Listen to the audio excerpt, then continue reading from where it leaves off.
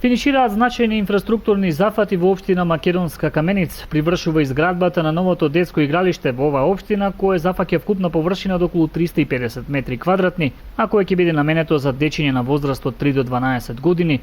Проект кој се реализира со средства од буџетот на општина Македонска Каменица. Според градоначалникот на општината Дарко Митевски, по неговата целост на изградба, тоа и официјално ќе биде пуштено во употреба.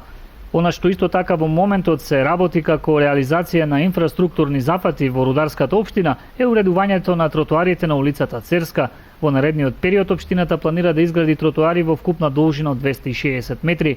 Фирма изведувач за овие градежни работи е СД Транс од Делчево, а изградбата на новите тротоари се финансира од буџетот на општината Македонска Каменица.